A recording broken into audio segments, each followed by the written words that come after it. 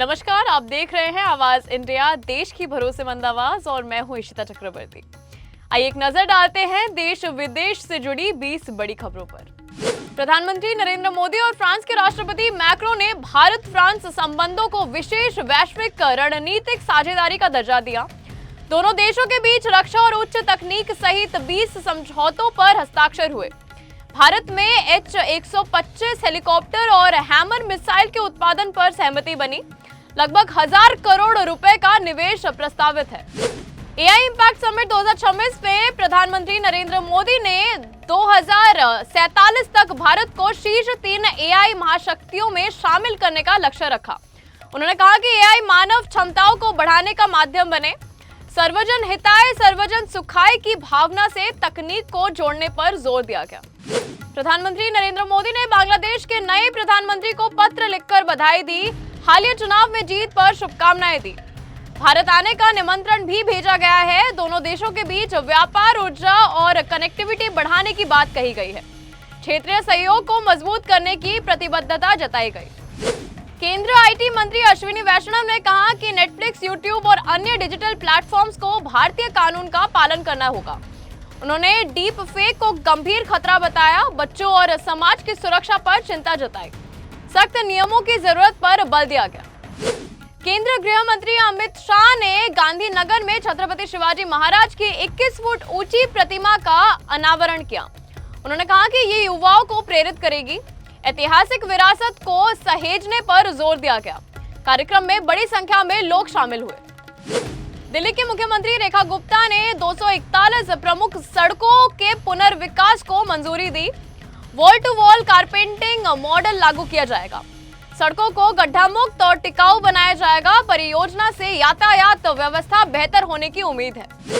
पश्चिम बंगाल की मुख्यमंत्री ममता बनर्जी ने बांग्लादेश चुनावों को शांतिपूर्ण बताया। उन्होंने भारतीय चुनाव आयोग की कार्यप्रणाली पर सवाल उठाए। लोकतांत्रिक मूल्यों को लेकर चिंता जताई। बयान के बाद राजनीतिक बहस तेज हो गई है। तेजस्वी यादव ने मुख्यमंत्री नीतीश कुमार को अचेत और कठपुतली मुख्यमंत्री बताया। आरोप लगाया कि सरकार भ्रष्ट अधिकारियों द्वारा चलाई जा रही है। नीतीश ने पलटवार करते हुए तेजस्वी से 2024 में सरकार गिराने के लिए विधायकों को दी गई राशि पर सवाल उठाया। बिहार विधानसभा के बजट सत्र के दौरान हुई इस तीखी नोकझोंक से राज्य की राजनीति में गर्माहट आ गई है। मायावती ने राष्ट्रीय और प्रदेश स्तर पर संगठन में बड़ा फेरबदल किया। आकाश आनंद के ससुर डॉक्टर अशोक सिद्धार्थ को दिल्ली, गुजरात, छत्तीसगढ़ और केरल का केंद्र प्रभारी बनाया गया है। नौशाद अली को लखनऊ, कानपुर, आगरा और मेरठ मंडल की जिम्मेदारी सौंपी गई है। ये बदलाव आगामी विधानसभा चुनावों की तैयारी और मुस्लिम समुदाय को पार्टी से जोड़ने की रणनीति के तहत किया गया है। कटरा के त्रिकुटा पर्वत पर श्री शंकराचार्य मंदिर के निर्माण का शिलान्यास किया गया। 60 वर्षों से लंबित परियोजना अब आगे बढ़ेगी। भूमि विवादों का समाधान हुआ। मंदिर के पर्यटन को बढ़ावा मिलेगा। साथ ही स्थानीय लोगों को रोजगार के अवसर भी मिलेंगे। बॉम्बे हाई कोर्ट ने ओला इलेक्ट्रिक के सीईओ के खिलाफ जारी डिटेंशन आदेश पर रोक लगा दी। मामला ओला S1 प्रो स्कूटर से जुड़ा है। अदालत ने आयोग की कार्रवाई पर सवाल उठाए। अगली सुनवाई तक राहत जारी रहेगी। कंपनी को अंतरिम राहत मिली है। सरकार ने अयोध्या स्थित श्री राम जन्मभूमि मंदिर की सुरक्षा के लिए 8 करोड़ रुपए मंजूर किए हैं। 17 नए बम निरोधक दस्तों को आधुनिक उपकरण मिलेंगे। सुरक्षा व्यवस्था और मजबूत की जाएगी, जिससे संवेदनशील स्थलों की निगरानी बढ़ेगी। बिहार बोर्ड परीक्षा के दौरान एक छात्र को देरी से पहुंचने पर प्रवेश नहीं मिला। मानसिक तनाव में उसने आत्महत्या कर ली। घटना ने परीक्षा प्रणाली पर सवाल खड़े किए हैं। समय सीमा को लेकर बहस शुरू हो गई है।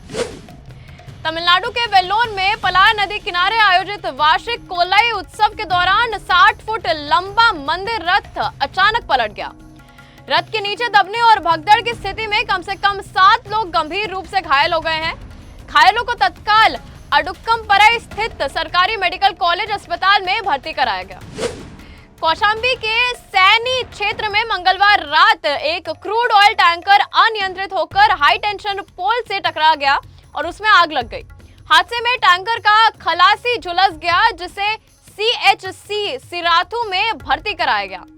चालक समेत 3 लोग वाहन से कूदकर सुरक्षित निकलने में सफल रहे। आग के कारण राष्ट्रीय राजमार्ग पर लंबा जाम लगा और बिजली आपूर्ति भी बाधित हुई।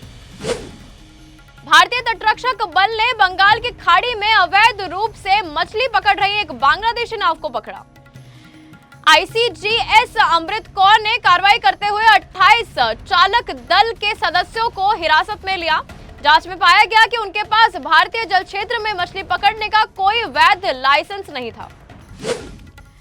अभिनेता सिद्धार्थ मल्होत्रा के पिता सुनील मल्होत्रा का निधन हो गया। अभिनेता ने सोशल मीडिया पर भावुक पोस्ट साझा कर उन्हें श्रद्धांजलि दी।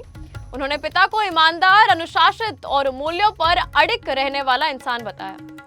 फिल्म जगत की कई हस्तियों ने शोक व्यक्त कर परिवार के प्रति संवेदना जताई।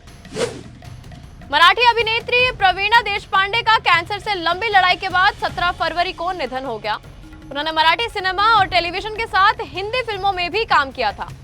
सलमान खान की फिल्म रेड्डी में उनके किरदार को खास पहचान मिली थी।